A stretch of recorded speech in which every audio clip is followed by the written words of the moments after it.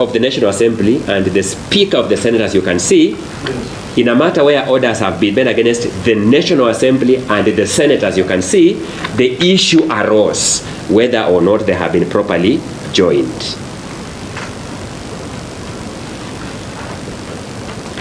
And you'll find that at paragraph 52 of that judgment onwards. The second ground of appeal is on non-joinder or misjoinder.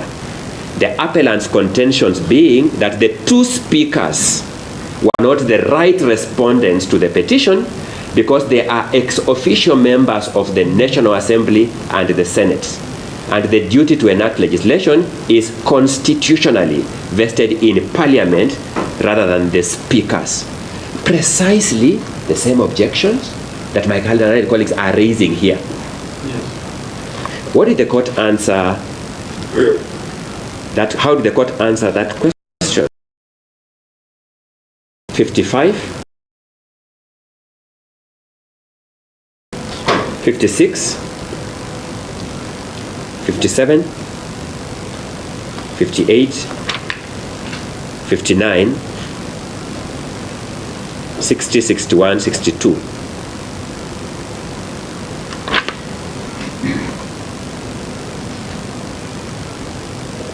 Allow me to focus on just paragraph 56 because of time, but we'll find the answer in all those paragraphs. In our view, there are circumstances where the speaker could be a proper respondent in a suit.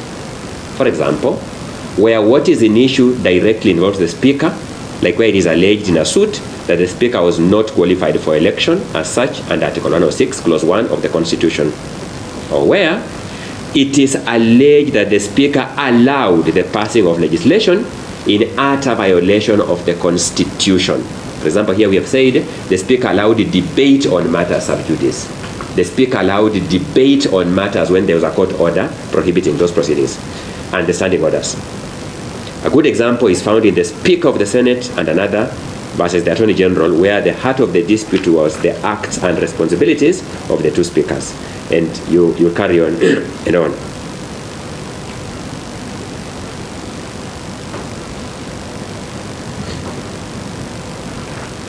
So that paragraph 58 confirms that the roles are vested in Parliament and not in the individual members of Parliament.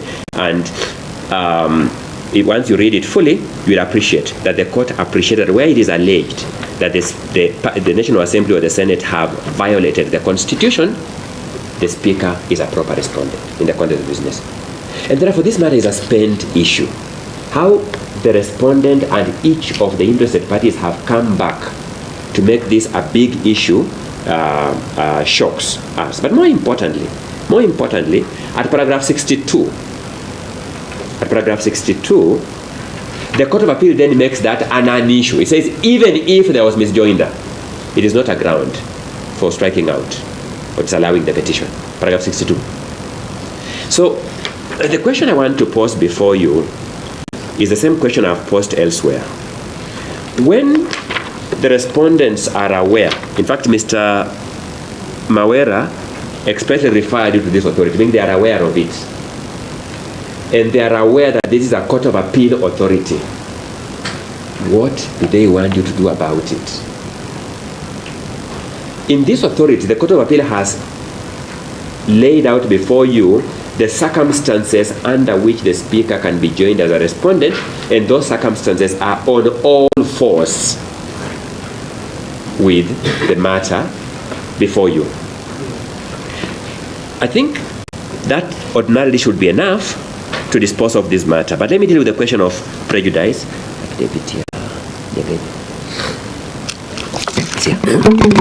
One may also then need to look at the replying affidavit of the respondent. Both the replying and the further affidavit, but let me deal with the replying affidavit. It makes the point fully. First, the respondent files the affidavit through Mr. Jeremiah Nyegenye, clerk of the Senate and secretary of the Parliamentary Service Commission. It means the respondent understands very well that he has been sued not in his personal capacity as the speaker, but on behalf of the Senate of Kenya. That's why he's getting an officer of the Senate to swear the affidavit. At paragraph 2 of that affidavit, of both affidavits by Nyegenye, they are only paragraph 2. Mr. Nyegenye described himself as the custodian of the journals and records, whether audio, electronic, or any other form, including all papers and accounts, however presented to and belonging to the Senate. The respondent has replied through an officer who described himself as such, the alpha and the omega of Senate processes. So what prejudice has the respondent suffered?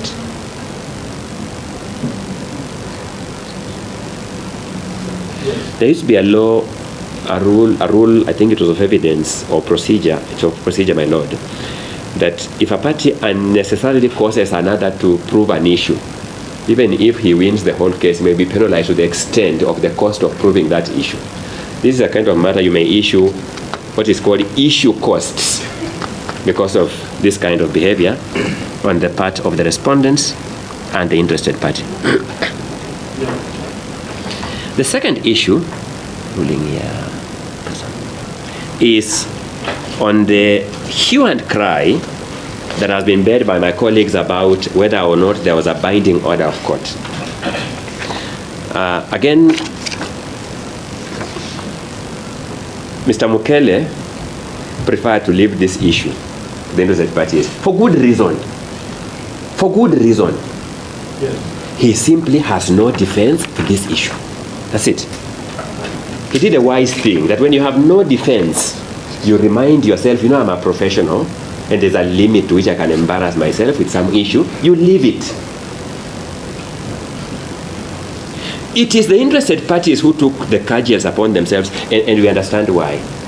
The interested parties, particularly my learned colleague Mr. Maweu, represents the contemnors in that contempt matter. So we understood why. But Mr.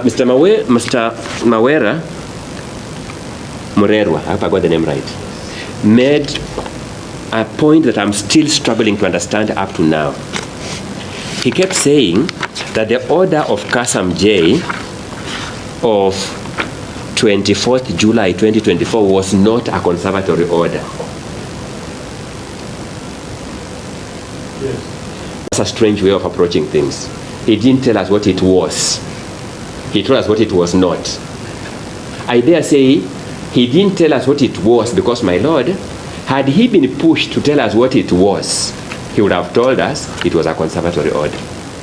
Had he been pushed to now tell us what is, because it's an order. There is an order, undisputedly. What is it? He told us what it is not. I verily believe that Mr. Mawe would have told us this is in fact a conservatory order. Why do I say that? At the introductory paragraph, the court opens the ruling by saying, this court has to make a decision as to whether to grant an interim orders or preserve a status quo or not, pending the ruling on the petition filed by the governor of Meru County. An order preserving the status quo is a conservatory order. It has no other name in public law. It has no other name in public law. The court said from the outset, it is making a decision whether to grant an interim order or preserve a status quo. What is the name that we give orders that preserve the status quo? It is called a conservatory order. It has no other name. And therefore, when the court concludes by telling us that the upshot of the above is that the impeachment process is halted, this order must be seen in the light of the introductory paragraph, where the court had set out that it was determining whether or not to grant a conservatory order. But my lord, I also kept struggling. So what if it should not be called a conservatory order? So what? By whichever name you want to call it, it's an order of court. By whichever name you want to call it, it's an order of court. Whether you call it an injunction, whether you call it a stay, whether you call it a conservatory order, whether you call it a status quo order, it's an order of court. And that is what gives it the legitimating force. It's an order of court. As a consequence, it was the unqualified obligation of all concerned to comply with it. My learned colleagues have made an issue that I found disingenuous. They have said that we have raised this issue in Meru and we have raised this issue here. Nothing can be further from the truth.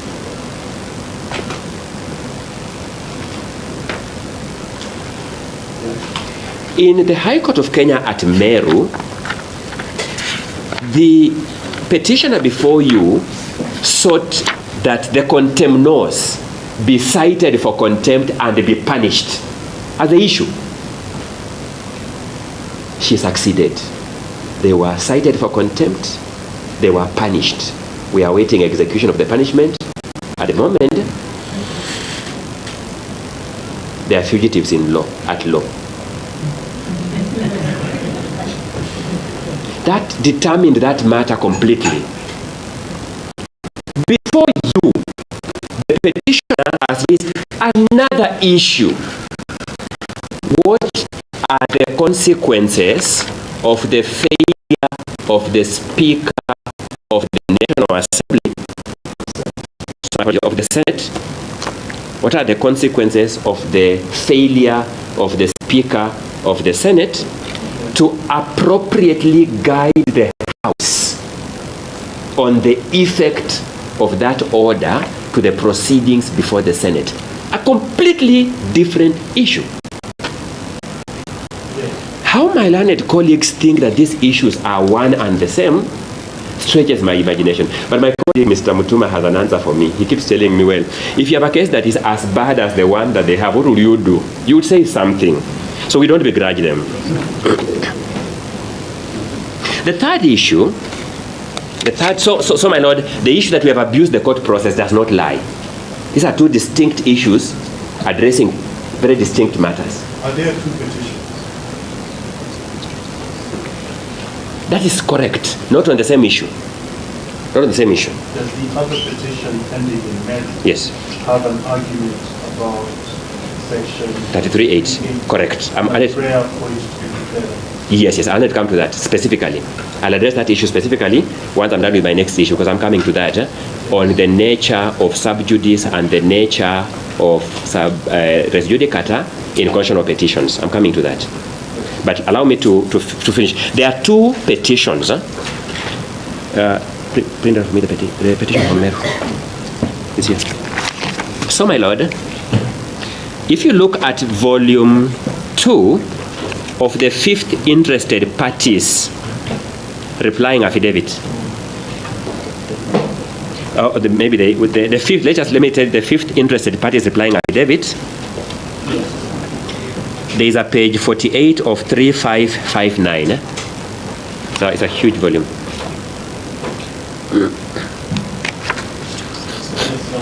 Thank you so much. And if I may just quickly take you all the way to page 64.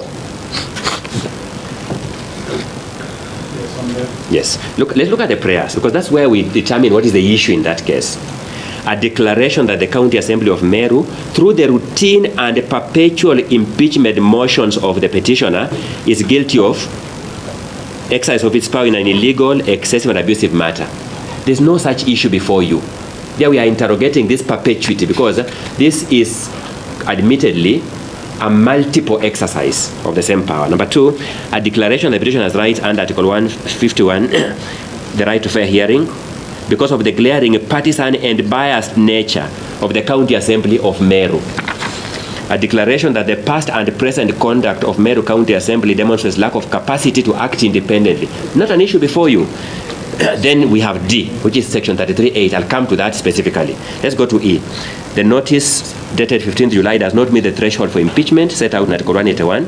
and the Meru County Assembly standing orders, hence the same be and hereby set aside an order of injunction restraining the respondents in any manner from discussing, debating, or any way dealing with the removal of from office through impeachment. These are the issues in Meru. I will revisit the issue of Section 33(8). Next. So if you look at the issues in Meru, there are issues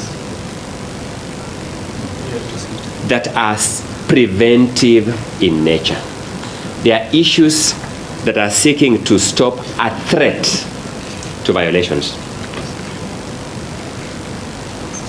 which is a complete remedy in Article 22, Article 23 of the Constitution, a threat. There are preventive issues, there are Medicare issues. They seek to prevent death. The petition before you is a post-mortem. It's a post-mortem. So that the respondents and the interviewer are telling you that why is the mortician looking at this body when the doctor also looked at it earlier? I mean, that's curious. The mortician's duty is distinct and separate from the doctor's duty.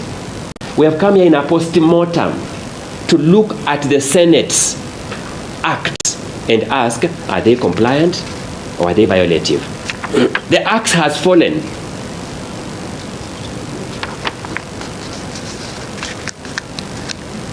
Allow me to address you on the issue of Section 33(8) of the County Government Act. Number one, nothing stops multiple causes questioning constitutionality of a law. A law.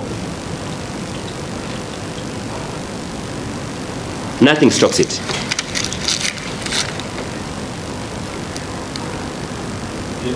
And number two, particularly because the parties are not the same. The parties are not the same. The County Assembly is affected by Section 33(8). And therefore, the cause against the County Assembly can very well include a challenge on that section. The Senate is affected by Section 33(8), meaning the Senate, the action against the Senate can very well address that issue. Nothing stops the petitioner before you from filing a case against even the Attorney General in his capacity under the Constitution to challenge the constitutionality of this provision of the law. We are not seeking different factual findings on the same facts. We are seeking an interpretation of the law on this question. Once one court has determined this matter, one or the other, that will be an authority before the other court. That will be an authority before the other court. In fact, my Lord, the proper thing is to ask, what remedy does the law provide in ordinary litigation where a matter is filed before two courts sub judice? The remedy provides that you stay one and proceed with the other. Here we are fortunate that we are proceeding with this matter today before the matter in Meru is heard. The law does not provide for any drastic remedy than just proceed with one first. Finish it before you go to the other. That's all. So nothing turns again on the plea of Section 33(8) against the Senate because the same was pleaded against the National Assembly. If you look at the claims in the petition in Meru, they are unique, particularly the factual ones. They are unique to the conduct of the County Assembly in Meru. And therefore, there's no way the Senate would have been made a party there. And if you look at the allegations before you, the factual allegations, they are unique to the conduct of the Senate through its foremost officer, the Speaker. So that should, by and large, dispose of that matter. And may I get a reminder of my 30 minutes? I have no intention of saying anything more than my 30 minutes. Yes, 23 minutes. Thank you so much. Allow me to deal with now the issue of whether this court has power for merit review. Again, it's the way we read authorities. I think that is the problem. Let's go to the Sonko case that everybody has cited. You'll find it in volume 10 of the petitioner's documents at page 345. Volume 10. Yes. Volume 10 of the petitioner's documents at page 345.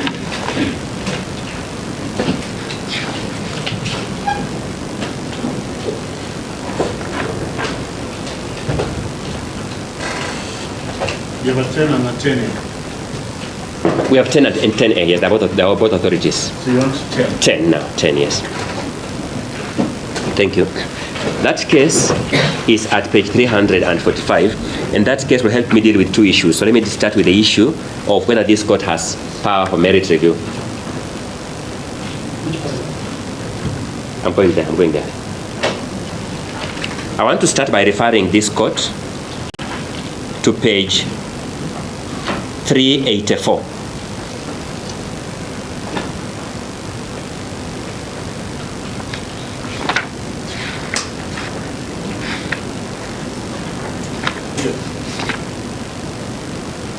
First, let's look at paragraph 140. Let's look at how whether, yes, page 384 or now. Okay.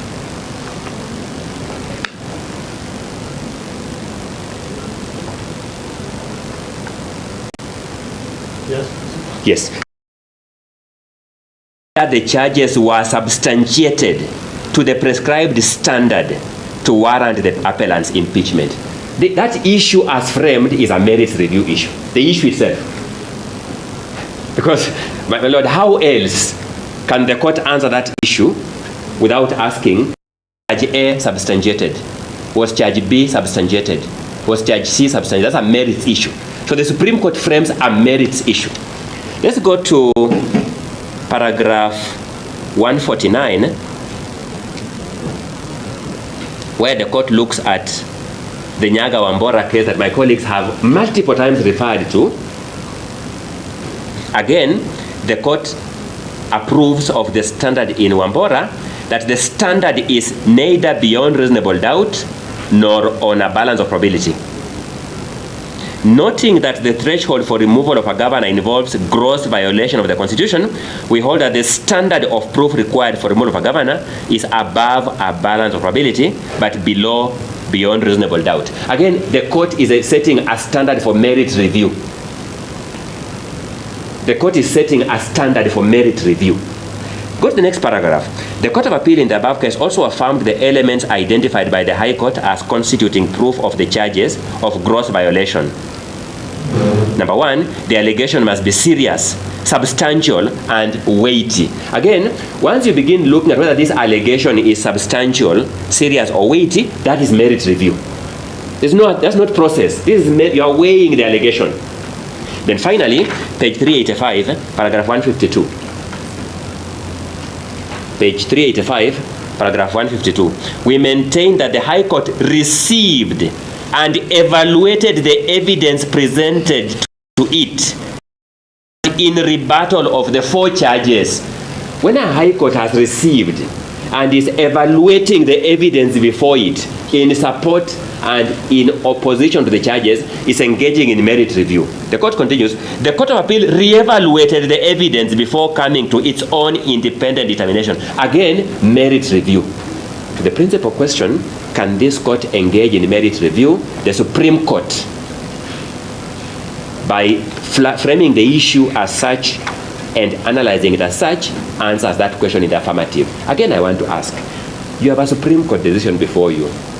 The respondent, the IPs are not telling you, what do they want you to do about these things I'm reading? At least they are my witnesses, I am not formulating them myself. These are edicts of the Supreme Court. The answer is, they have to live with it, that this court has jurisdiction for merit review. So to my learned colleague, Mr. Mukele, who said he was shocked that I said this court can engage in merit review, my answer is, it was not me. I was restating the law as enunciated by the Supreme Court.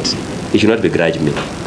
Now, to the question whether the petitioner did not raise, we restrained ourselves from objecting at all. You notice we never objected even once when they were responding.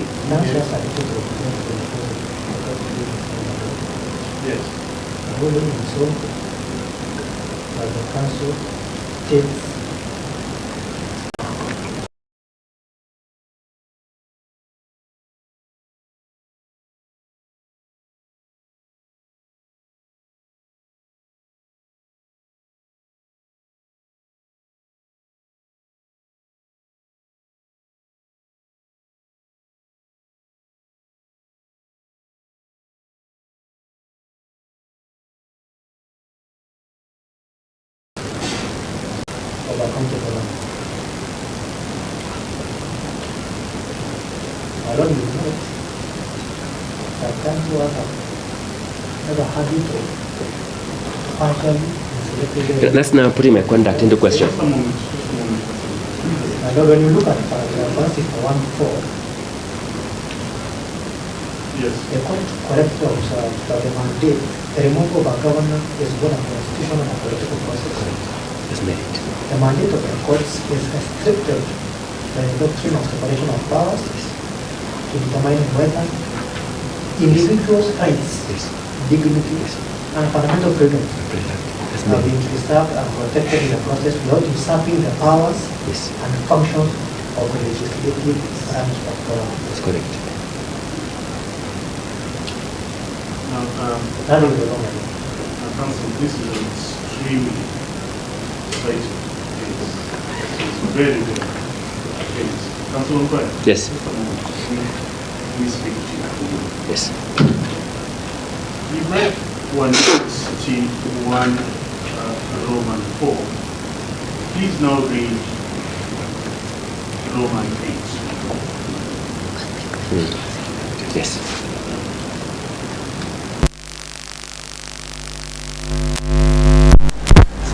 The grounds for impeachment and removal from office must be substantiated. The standard of proof is intermediate. That is, above a balance of probability, but below all reasonable doubt. And the proof of any one of the charges is sufficient to discharge the man of office. My Lord, I wish to clarify. And that is the role of the Senate. Now, The role of the court. When the Supreme Court states paragraph 161.8, it is the role of the Senate to substantiate just one ground. Nowhere does the court say it is the role of the court to find a ground substantiation. now go back to paragraph 152.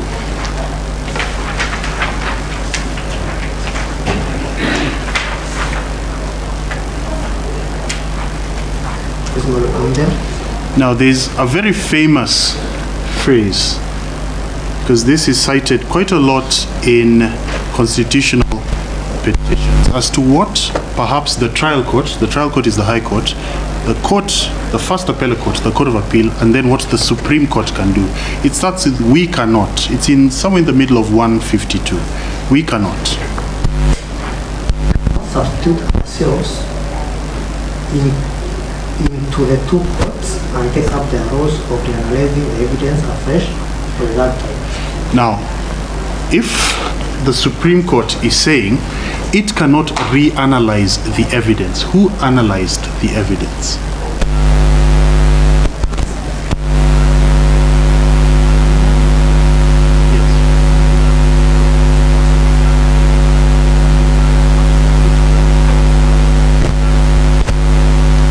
We maintain that the High Court received and evaluated evidence presented it in support and in rebuttal. The court evaluated that evidence, coming to its independent determination.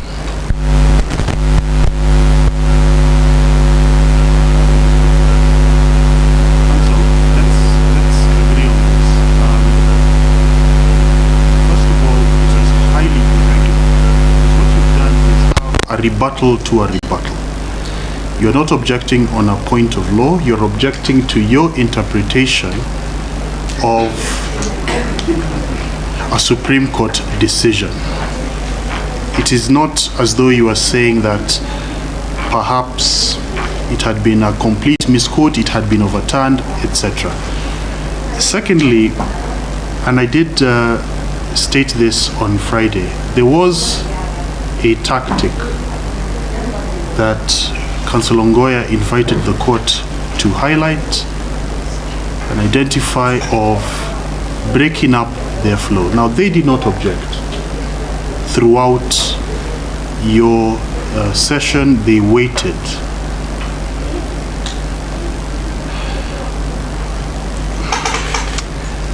But let's do it differently. Let's go to paragraph 149.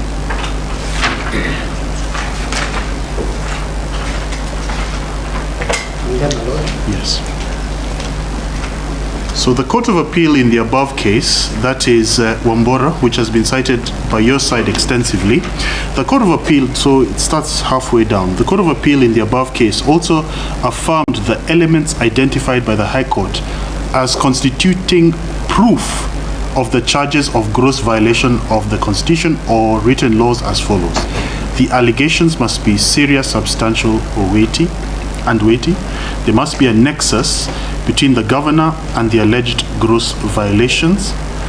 The charges framed and the particulars thereof must disclose a gross violation, and the charges framed must state with a degree of precision the articles or even sub-articles of the Constitution or the other provisions of any written law that have allegedly been grossly violated. That is the standard that was affirmed by the Supreme Court. It is not going to change. How that is interpreted is not a ground for an objection. It isn't. Precisely.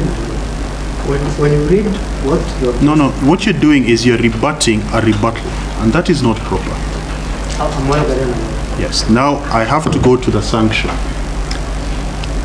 Council, I'm going to fine you Kenya shillings 10,000.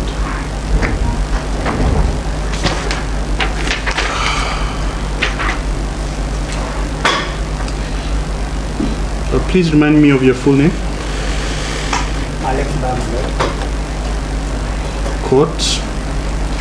The court had previously warned counsel as to unnecessary and non-legally founded objections that have the effect of interrupting the flow of opposing counsel's submissions. This was done on Friday after repeated objections elongated the highlighting, which should have concluded on that day, but which was spilled. Sit down. Sorry, my lord. Sit down. I'm giving a ruling. You do not. Yes, Mr. Kirimi, rise. Yes. Tell me why. Where in practice, when the court is giving a ruling, do you interrupt the court? My lord, our sincere apologies to start with. No, just give me a precedent. Give me a precedent. When did we start interrupting the court giving an extempore ruling? My lord, with a lot of ability, I thought perhaps we should persuade you otherwise, because you can then say after the ruling, after the extempore, you can then invite me to review. But you don't rise as I am giving the ruling and just start talking. Counsel, yes, no, counsel. just listen to me. Listening, my lord. There is something that is happening to practice, and I think it is very unfortunate. It is very, very unfortunate. I practiced for 16 years before I became a judge. I have never seen, in 16 years, I have never seen anyone interrupt a ruling being delivered extempore. You wait until the end, you say most obliged, and then you say we would wish to apply for a review, stay, whatever it is, after it has been delivered. Let me give you an example, Councillor Kirimi, so that you can understand where I'm coming from. Assuming that a judgment was being delivered by a magistrate in a criminal matter, and you can tell when judgments are going in a particular direction, do you then just stand and just start talking over the magistrate? No. No, you don't do that. Sorry, my lord. Now, so you've also attracted a 10,000 as well. Yes, so let's proceed. Sit down, please. Let me finish my ruling. If you want me to do anything, you will make an application after I've finished my ruling. Yes. So the court had previously warned counsel as to unnecessary and non-legally founded objections that have the effect of interrupting the flow of opposing counsel submissions. This was done on Friday after repeated objections elongated the highlighting, which should have concluded on that day, but which have spilled, that's where I reached, which have spilled over to today.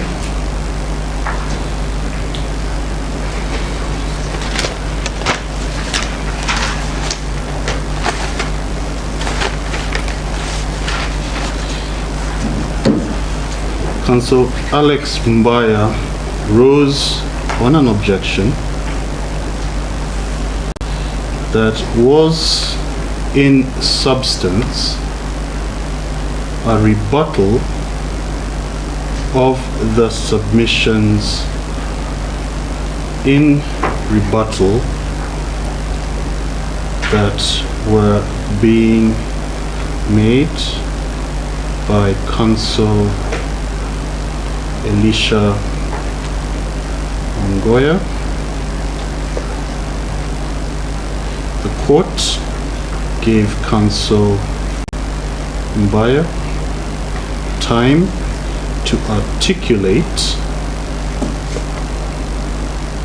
but it became clear what his contention was, is that counsel Ongoya had misapprehended and misapplied the referenced Supreme Court judgment, and in particular the dicta on merit v. process review.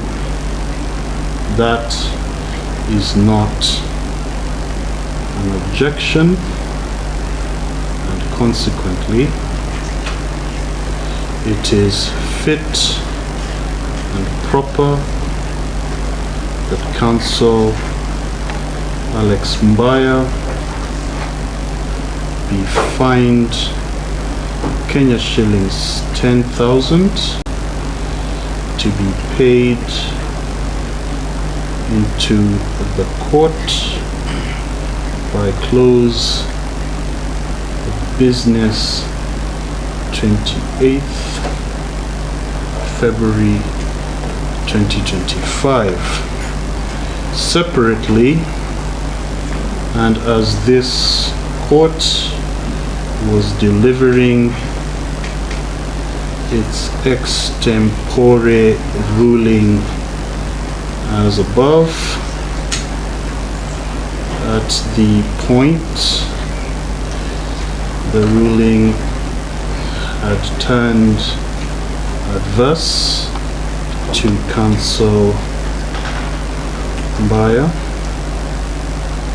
Counsel Kirimi, please remind me your first name. First name is Kirimi. Yes, so My it's name is David. Kirimi? Kirimi David. David. Oh, thank you. Council Kirimi David rose to his feet and called and began to address the court in opposition of the court's extempore ruling. The court invited learned counsel to cite any authority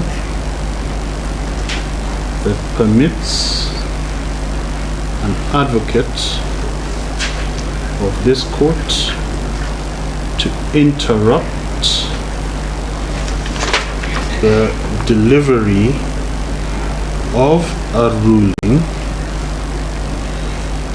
in opposition of the same, rather than waiting for it to be completed, concluded, and taking the necessary action orally or in written application. Counsel was unable, and consequently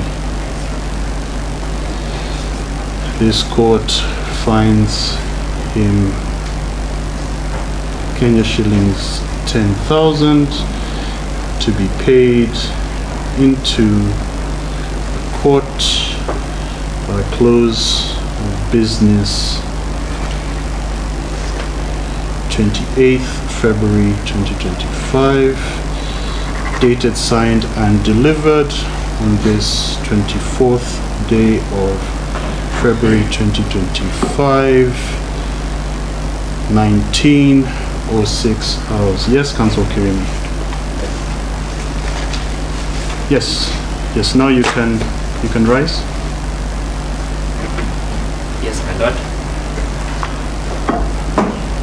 My lord, first and foremost, I wish to apologize to the court and to my learned friends in this court Yes. for perhaps what the court did not understand why I was rising. Because, Yes. my lord, I didn't even speak. But my lord, I felt perhaps with a lot of humility, maybe the court did not look at the objection by my friend to be in good faith, which I don't think his objection was ill-intended or meant to obstruct our colleagues in their line of submissions. My lord, my intention was purely to request you for an indulgence.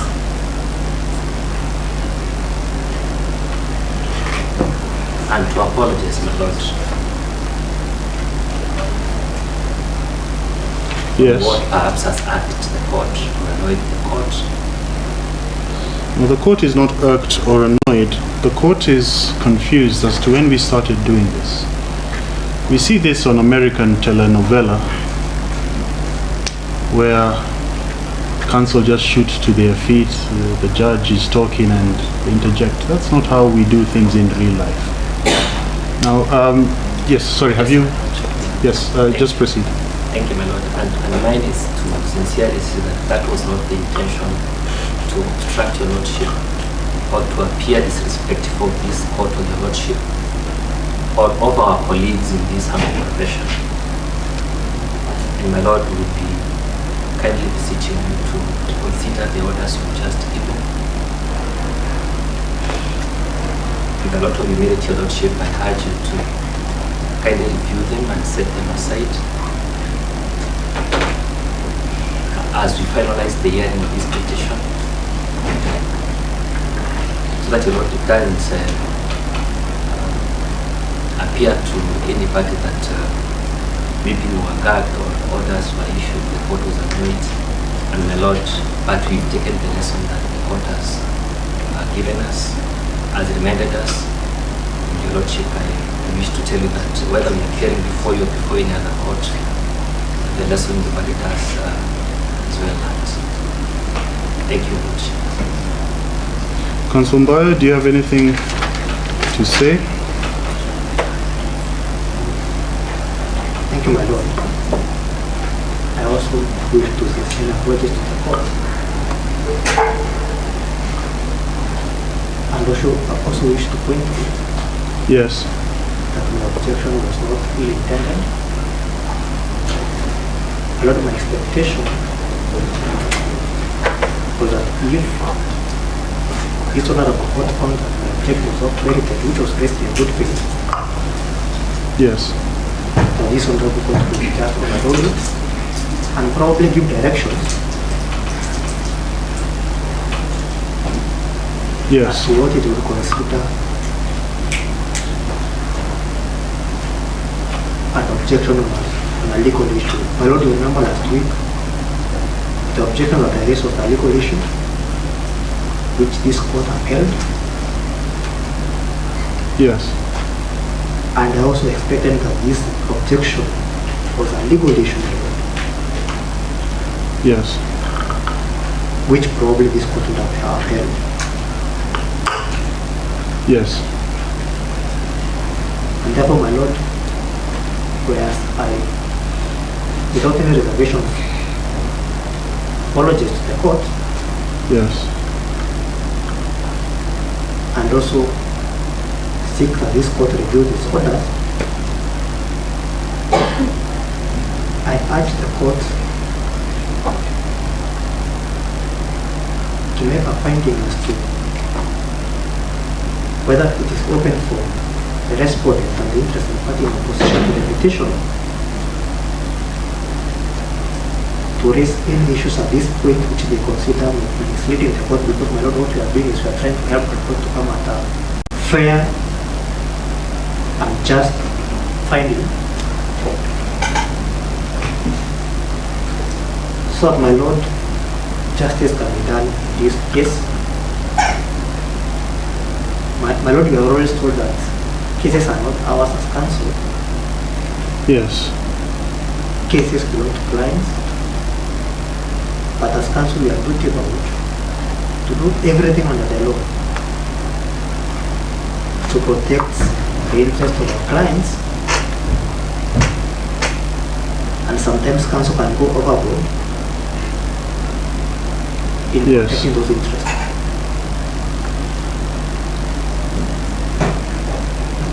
Without, my lord, I apologize Yes. to the court and probably to counsel if they feel that the objection was without any merit.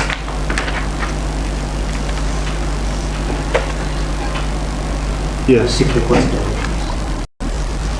I'm most obliged, my lord.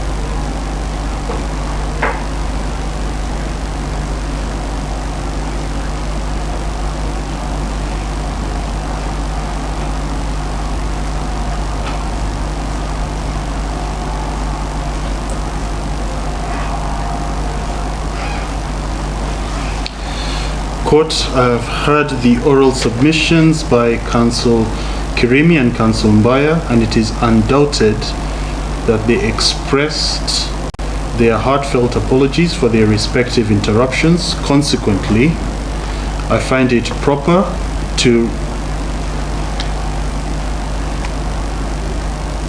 review downwards the fine for each to Kenya shillings 5,000 each, to be paid on or before close of business 28th February 2024. That's 24th February, sorry, 2025, my apologies. 24th February 2025, 19:15 hours. Beyond that, if you're still aggrieved, there are options available. Yes, Counsel Angoya, my apologies. Just a moment, Counsel. Just a moment. Just a moment. Please take your seat. Counsel Kirimi, and no, don't, please don't rise. Don't rise. We are still colleagues in this profession. It's just that I moved from there and I now sit here. You will recall, perhaps in another matter, you saw myself and my former deskmate, literally a deskmate, where I enforced the rules of the court, not because of myself, but because there is some dignity to being an advocate.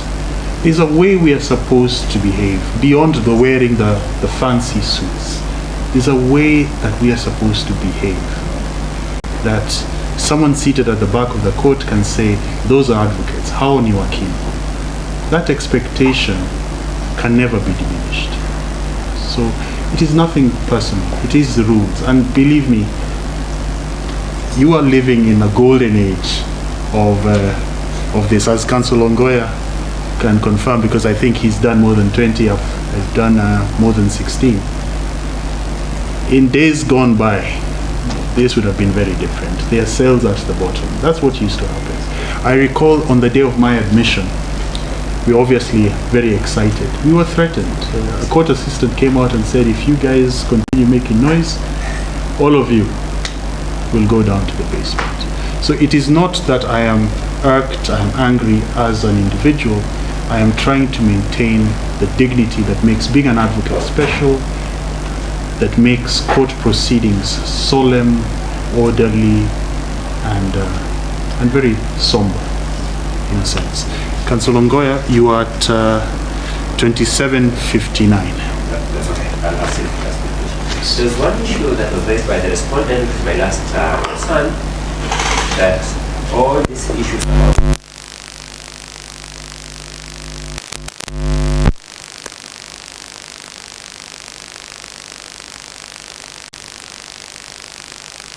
found in two places. One is volume 2 of the petitioner's documents at page 16, where you will find the program of the Senate for the hearing.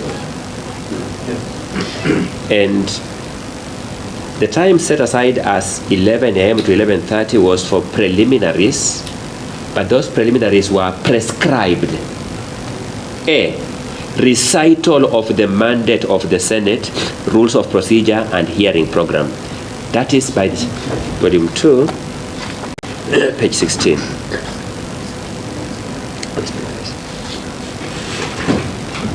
Yes, so you'll see A, recital of the mandate of the Senate, rules of procedure and hearing. B, introduction of the members of the county assembly representing the county assembly and their council, if any.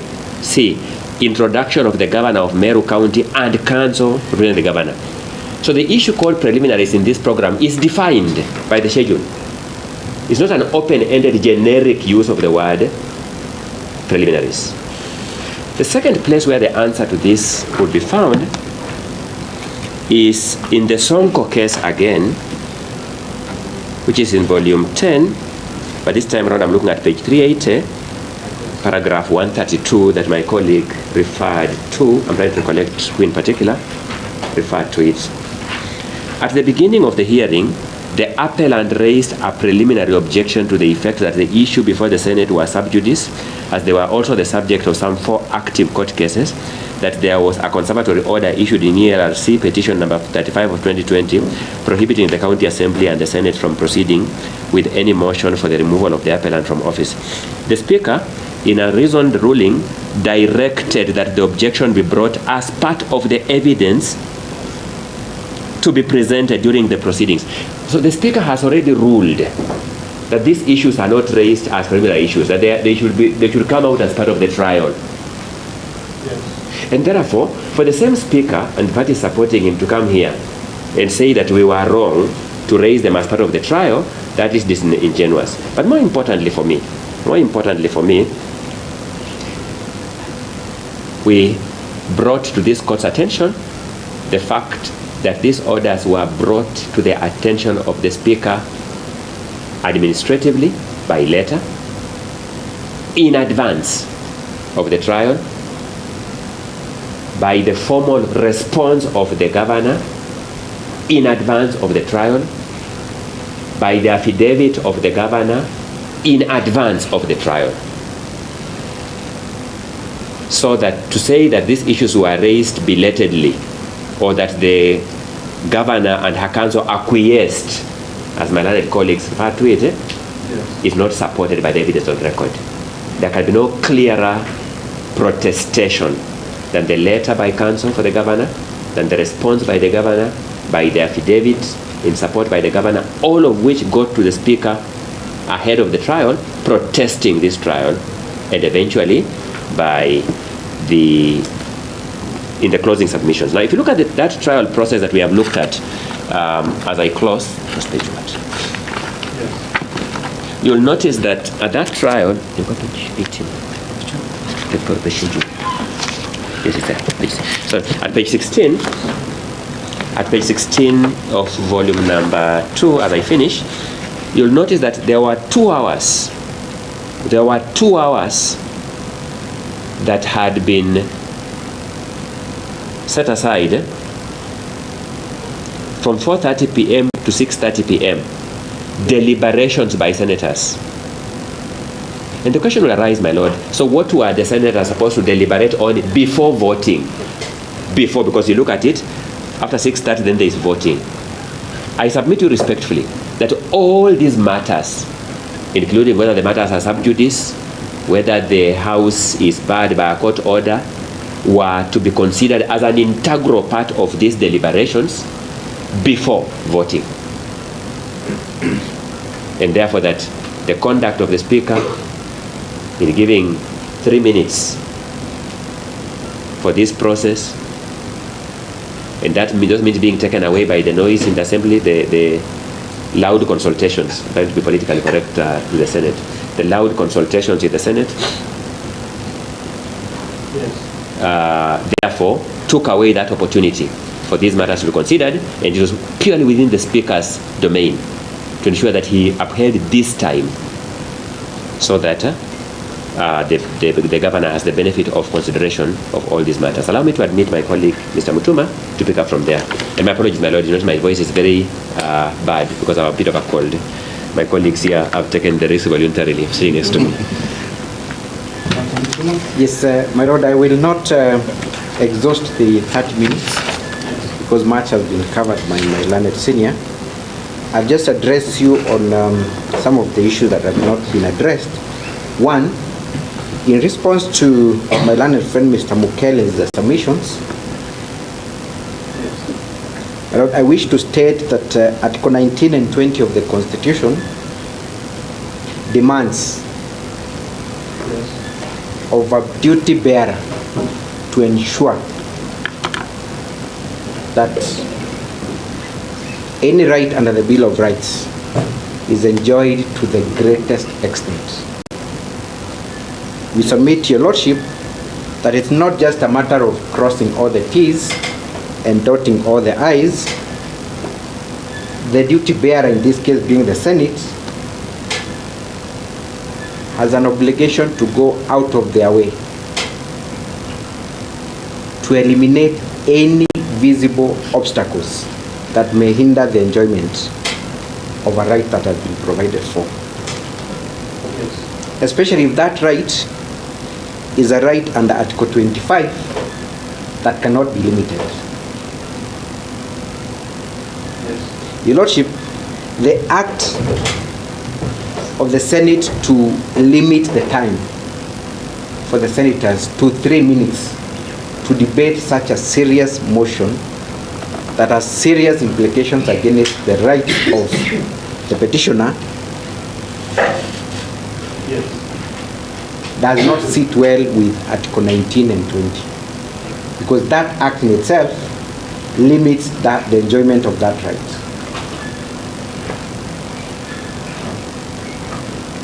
In the same breath, Your Lordship, limiting the governor's response to 2 minutes equally amounts to limiting the right to a fair trial that does not sit well with Article 19 and 20 of the Constitution. Yes.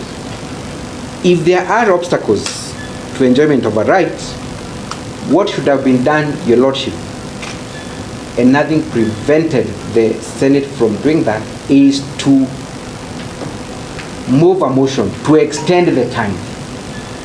That would have then promoted the provision, the application of Article 19 and 20, because then it would have extended the application of the right to a fair trial. Now, let me just pause the time. Yes, Your Lordship. We are clearly, all the way up to the Supreme Court, there are clearly matters that are internal to even quasi-judicial bodies that the courts cannot interfere. Should this court be making value judgments as to time? 3 minutes is bad, 5 minutes in the circumstances. And not having, sorry, let me just complete. Yes. And not having the benefit of understanding the order paper and any other materials that are likely to come up. Your Lordship, an answer to your question lies at Article 50 Yes. to C, that a person facing a trial, such as the governor in this case, has a right to have adequate time and facilities to prepare a defense. Yes. Again, Your Lordship, when you look at the case of Pinnacle Projects Limited, which we have annexed in our list of authorities, Yes. it talks about reasonable time. So in your merit and process review, Your Lordship, you would then have a duty to determine whether 3 minutes shared across over 60 senators, which translates to less than 3 seconds per senator, is by whatever standard reasonable or adequate. Once you find that it is not reasonable, Your Lordship, and reasonable is in the ordinary interpretation of the ordinary person, then you should come to the conclusion that there was a limitation to the right to fair trial.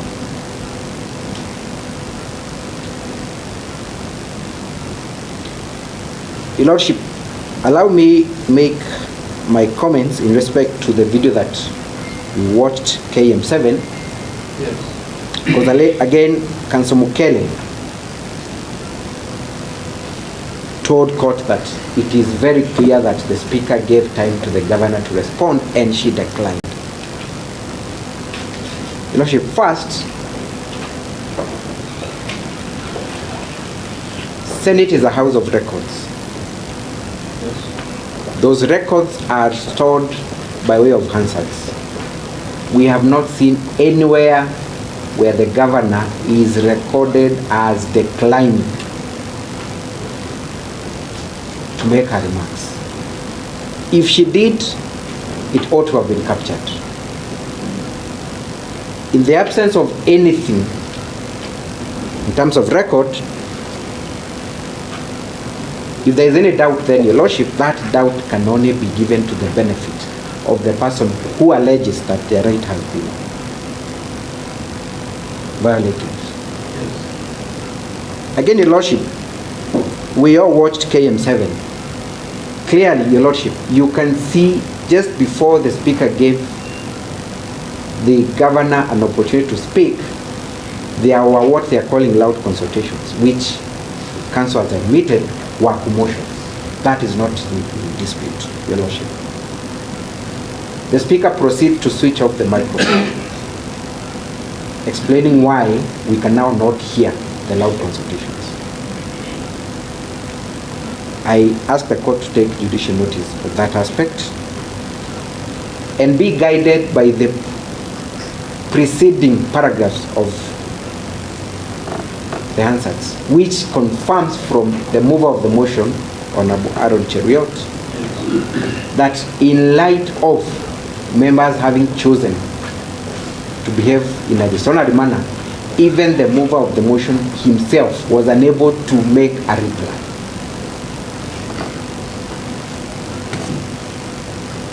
If the majority leader is unable to address the Speaker, a member of the Senate, a ranking member of the Senate, how then was it possible for the petitioner to make her remarks?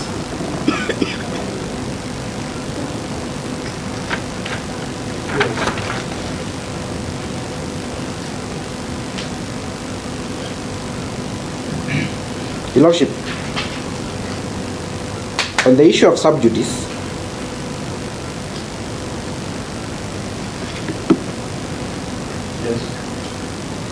it has not been denied that a letter was written by the petitioner through advocates bringing to the attention of the Speaker of matters sub judice and the court order. The Speaker was not even courteous enough, Your Lordship, to respond to that letter or even make reference to that letter. None of the parties has come out to say, indeed, there was reference, or rather there was response to a letter, or there was in any case a determination by the Speaker on that question. We therefore fault the Speaker for failing in his duties and therefore violating the governor's rights. Your Lordship, there was only one opportunity for the senators sitting as judges to address themselves on this question of sub judice and the existence of court orders, and that was in the 2 hours set for the senators' deliberations. Taking away that crucial role from judges denies them an opportunity to interrogate the facts and render judgment, pushing them just to have one role, that is of voting. And you have seen senators, Your Lordship, protesting that very act. We have demonstrated to court by providing exhibits of 16 senators protesting that fact. Your Lordship,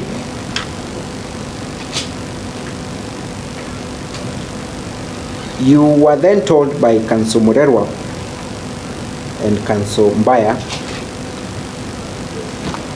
that you risk upholding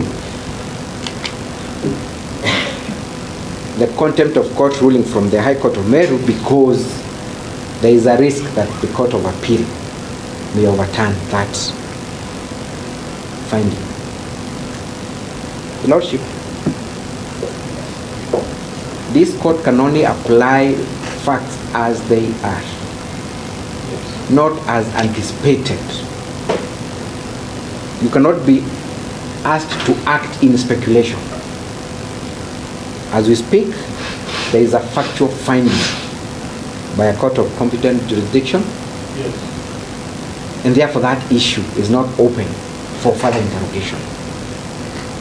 Should the Court of Appeal, in the unlikely event, overturn that finding, then we'll cross the bridge when we get there. and there is no shortages of remedies. But you cannot be asked to anticipate the decision of the Court of Appeal. There is no stay, there is no contrary finding to that effect. Yes. Your Lordship, on the question of whether you're sitting here for merit or process review, that is a question on jurisdiction from where we stand. Jurisdiction, Your Lordship, is conferred by law. It is not a matter of interpretation. So, when we go back to the Constitution, the grand norm, Article 22 is very clear, Your Lordship. Allow me to read the Lordship.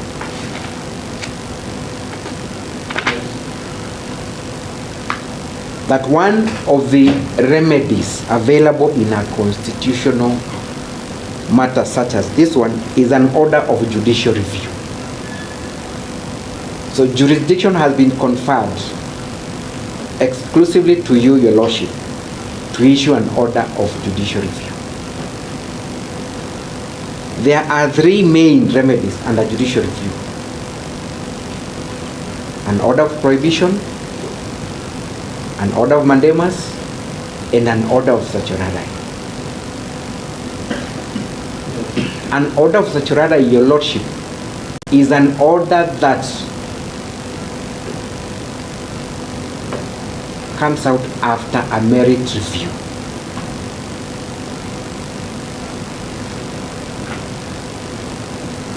So Article 23, 3F confers to you that specific jurisdiction.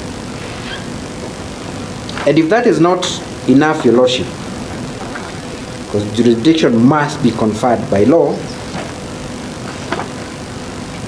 Article 165 again, which is very specific to your jurisdiction. Article 165, subclause 6. The High Court has supervisory jurisdiction over the subordinate courts, over any person, body, or authority exercising a quasi-judicial function. Now, Senate was a body exercising a quasi-judicial function. Article 165(6) gives you supervisory jurisdiction over Senate. Your Lordship, how else are you supposed to exercise your supervisory jurisdiction if it is not by a merit review of what they did? We submit, Your Lordship, that the law has conferred upon you the right to merit review.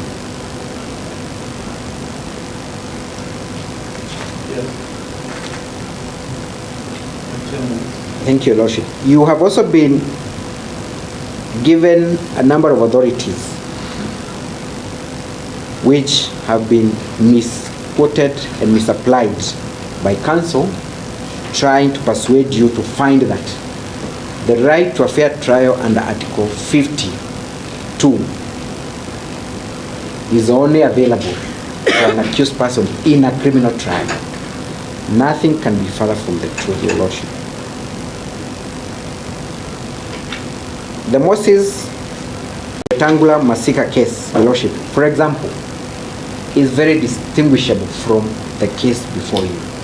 Why? The rule on double jeopardy in that case was not being applied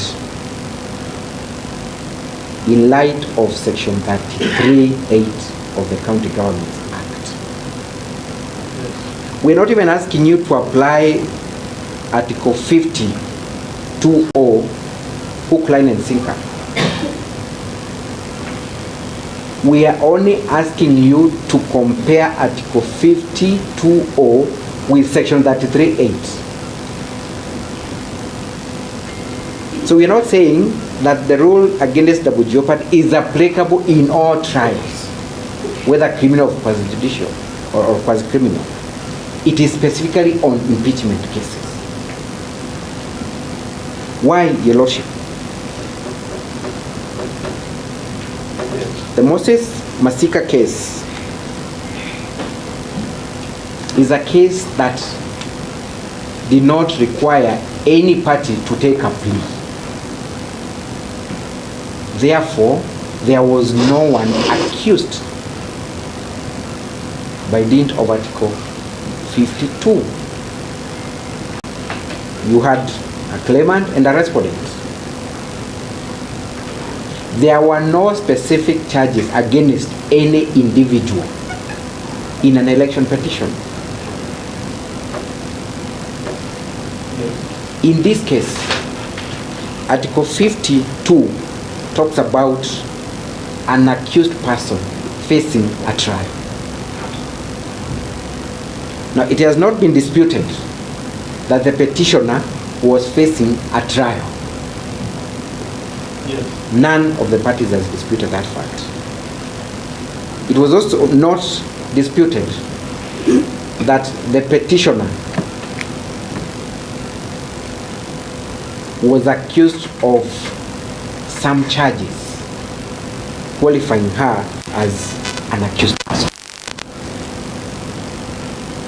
Therefore, one cannot lift the holding in the Moses Masika case, an election petition, which is to a larger extent a civil matter, and replace it with a trial of a governor, like in this case. On the same issue, Your Lordship, when you look at the case of Moses Wetangula Masika, and I've forgotten the citation of the other case where there was a disciplinary action, what was being challenged by the two persons were processes in two different forums. The court forum, where an election dispute is determined, and subsequently a criminal trial that now is based on the outcome of an election petition.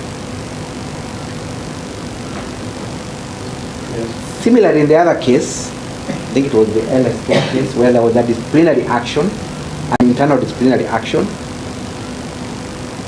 Then as using the outcome of the disciplinary action, criminal charges were preferred in a different forum. Now, our issue is quite different, Your Lordship. Yes. We are talking about a process in the same forum, based on the same set of evidence and facts, seeking to persuade the fact finder, in this case the Senate, to arrive at a different outcome.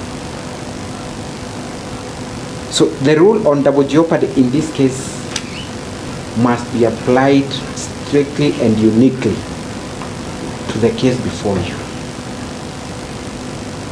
not compared to other processes that took place before. Lastly, on that issue, Your Lordship, is that in an election petition, there are no personal or individual penal consequences against any person. The outcome of an election petition is that the results are either upheld or nullified. End of the case. If there are instances of electoral offenses, the court then will direct the necessary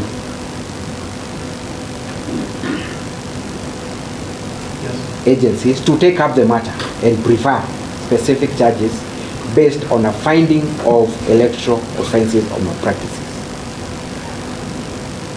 Yes. Now, if the governor is found guilty by Senate, nothing prevents the DPP from taking up the matter and charging him or her in a criminal trial. So the rule to double jeopardy would not apply in that instance.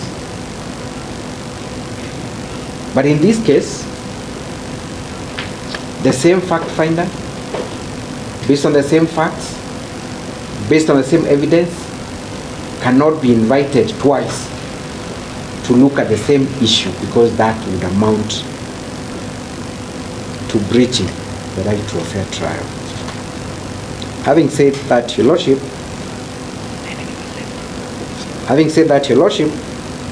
Yes. it is our submissions that the respondents, apart from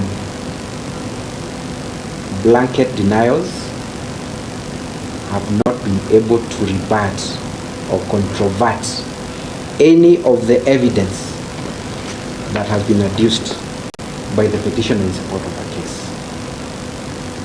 We humbly request you to find in favor of the petitioner and grant all the relief sought. We humbly submit. Thank you, Your Lordship.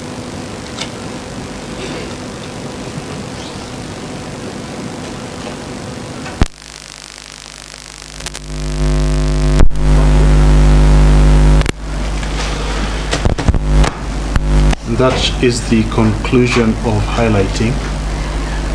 Thank you, parties. Thank you, council, for attending this highlighting. You've been here in physical since 12. You only had a 30-minute health break at some point, but I'm constrained to ask you to be for a little bit longer, because there's housekeeping that I need to give directions on. The first, I think we have already agreed.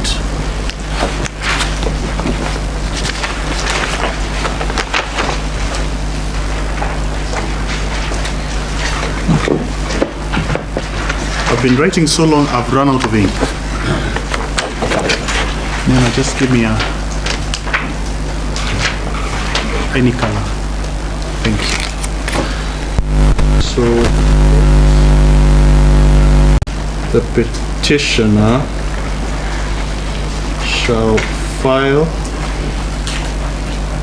the Hansard of Council Ongwe. Remind me the date.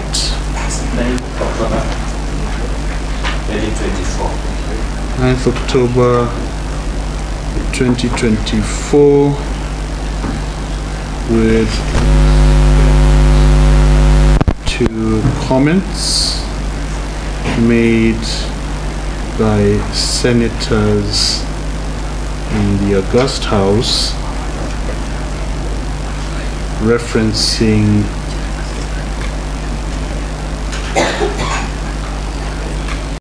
the proceedings. Is it really 9th? Can't. And we're not talking about the same ones. It can't be 9th of October. There was a Hansard. If you don't have it, it's fine. It is the one for. There was a discussion during the debate on the impeachment of another state officer. Of another state officer, and there was a reference to the impeachment of the petitioner hearing. So it could not have been 9th. 9th of October. Sorry. I wrote August. Sorry. 9th of October 2024, with respect to the comments made by senators in the August House regarding the process of impeachment impugned herein. So that's by end of day today? Correct. End of day today. Other parties to download from CTS. The parties opposed shall have limited leave to file written submissions of not more than 5 pages on the question of the Meru High Court ruling dated and delivered on 13 February 2025 and its applicability or otherwise to the present case. Other parties to download from CTS, and the parties opposed shall file by close of business 25th February 2025. So those two we had agreed. There is then the issue of the videos. Perhaps two of you on the side opposed can, in very, very brief. Yes. My Lord, before we address the question of the videos. Yes.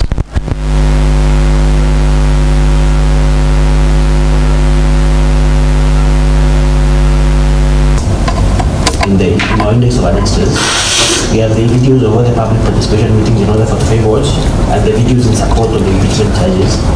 Yes. So will you probably be inviting the court to watch those videos? If you put it as evidence, Yes. I'll have to go through it. Indeed, my Lord. Rest assured of that. I don't think there's been an objection from those in support, from the petitioner and those in support. The sticking point is those links. And what then happens if I want to expand? So maybe two of yourselves could address. By expanding means there are other sources, public sources that have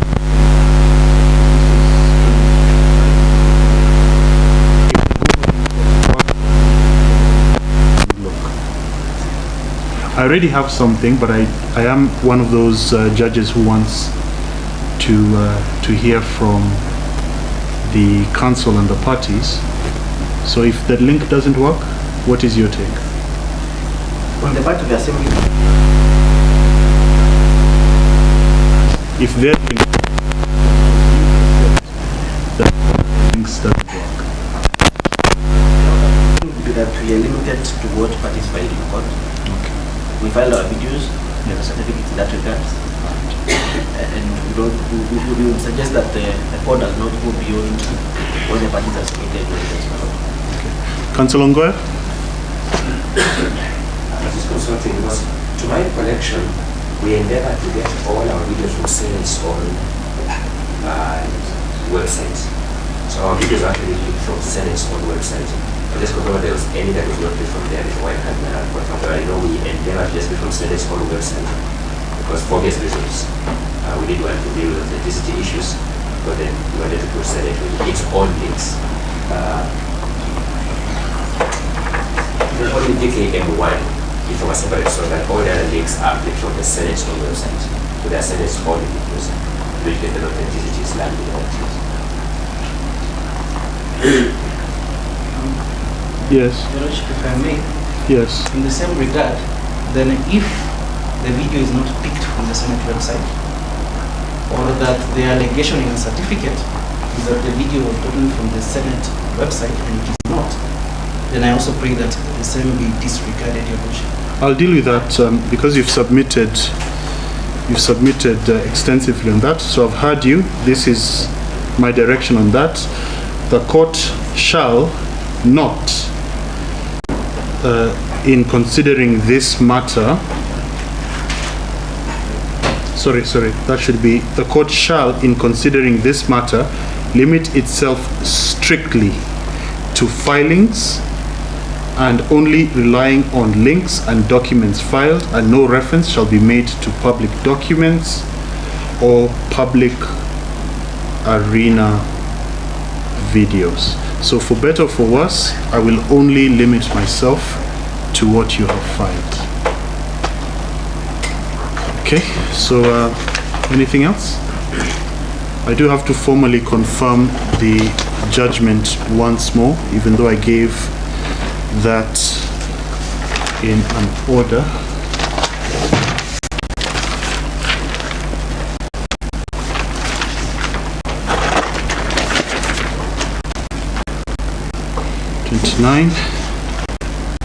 So court again, as stated in previous directions, upon the conclusion, my apologies, I mentioned something about 15 minutes highlighting. Are we still doing that? I have Wednesday available, 9:30. Yes, my lord. Sorry. It's been a long day. So, further highlighting, limited to those opposed who will have filed submissions on the Meru ruling on 26th of February 2025 at 9:30 a.m. 15 minutes in total. So it's 15 minutes in total. My lord, we were under the impression that it is 15 minutes each for each of the parties. You're too many. You're too many. Can we do 10 minutes each then, my lord? Such that we take 3 parties, it is 30 minutes. Then I'll dispense with the highlighting. It's too many, and I am not moving the judgment date. So I have other highlightings. I took out matters today. If you go beyond that, I'll have to take out matters on Wednesday. So to strike a fair balance, you have 5 minutes, you have 5 pages, limited to 5 pages. So around 3-4 minutes each, and it'll be 3 of you because you'll be repeating each other. Maybe I can stretch you to 20 minutes, but no more than that. We are comfortable with 20 minutes, my lord. Yes, in total. Yes. In total. 20 minutes in total. Just a moment.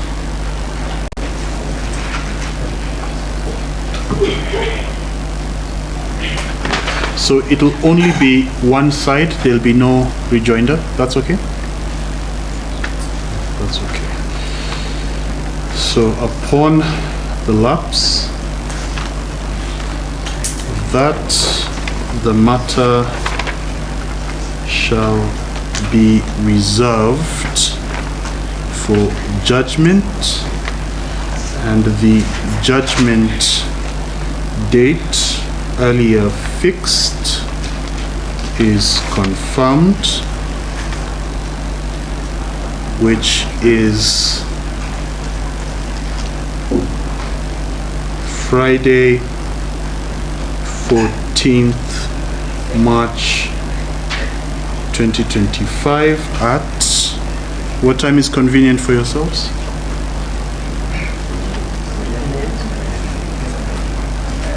It's a Friday, you're not. Yes. Unfortunately, in between the time I reserved it, Yes. others snuck in their cases. So I have 3 very urgent criminal judgments on that day. Then I have 4 petition rulings, just rulings. So I'd like to do those virtually. Maybe, actually I've indicated 10:30 for those. So could I then begin at 9:30 with yours? That's most of my So 9:30? 9:30? Okay. At 9:30 a.m. in open court, parties and counsel are required to be seated by 9:15 a.m. on the day. You will recall that I previously requested that you furnish me with Word versions. You still all have my email address? I can re-give it to yourselves. You will pass it. I'll only write it once, then you pass the paper. I don't want to give it out publicly. I don't want to get non-court related things.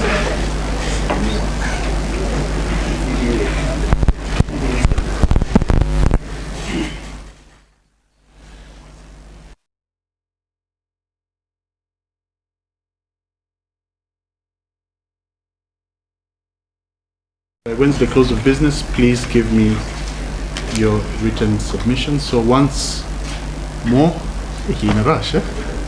Yes. Your Lordship, is it okay to maybe do a hybrid virtual physical just in case? Because I may have a commitment at time. Or I can just send counsel to all my. Yes, you can send counsel for the judgment. Yes. We will endeavor. It's courtroom specific, our ability to stream. So we'll endeavor to find a courtroom where I can log in and we can stream. But it is good for you to send someone just in case we're not able to. I can't guarantee which courtroom I'll be allocated on the day. So thank you very much, all of you, parties and counsel. If you require any confirmation that you are not out on a date and the judge of the High Court kept you until 8 p.m. on a Monday morning, you can just file an application. I'll give you orders ex parte. Thank you. Have a good evening.